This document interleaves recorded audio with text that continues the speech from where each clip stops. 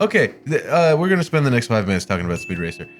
If you haven't seen Speed Racer, The single greatest film ever made or ever will be made. I don't know why people don't love this movie. Nothing is more incredible to me than having not seen the movie yet, but hearing that NPR story about, well, you guys shot all of this in a green screen. It's all green screen. There's no like actual sets. Mm-hmm. How this is the future of cinema. And then you see the movie and you're just like, they just threw PNGs at the wall and it's the most stylish thing you'd ever seen. But shit ain't like Citizen Kane. I mean, the funniest thing is there was HDRIs or whatever. The like, the background elements. Yeah, like it's very clearly, it's not like a volume or something. It's not like a proto volume where it's like the characters feel like they can be immersed and interact with a scene that is just beyond them. No, it's very much like I'm a person existing in a strange void, and we're just gonna paint in the space around you. It's so incredible because it is, in my mind, the proto, like, this is what we've all been building up to in every other movie. Just this movie was so ahead of its time that it caused everyone else to vomit while watching it. They're like, this is stupid, I hate it, but like it holds up.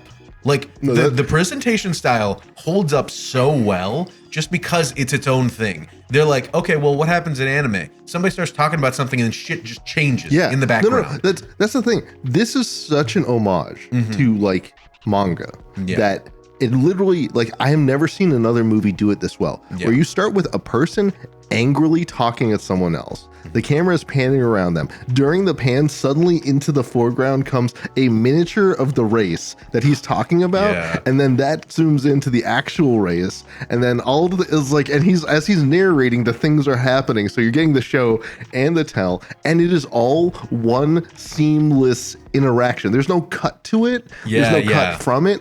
Like the cuts happen in a scene, but the cuts never happen between scenes.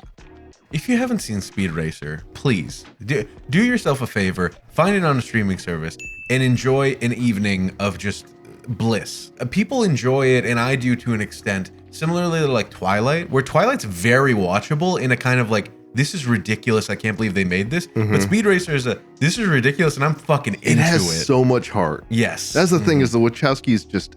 Like, that's the other weird thing. It's so like the Wachowskis. Yeah. Like, it's like this is like, you like can also coming off of the Matrix and making this. They had like touches of technologies that worked before for them and new technologies that they currently didn't figure out just yet. Like, honestly, if you want a million reasons why you should watch it, go, link to my video. Oh, yeah. Cameron made a great video essay style video about how if you're jonesing for Fast and the Furious, what are you doing? This is where, I mean, this is the saddest part, is this movie predicted where the Fast and Furious franchise is now. You cannot tell me, you cannot draw a line directly from this movie to Fast like 4. I'm only going to be satisfied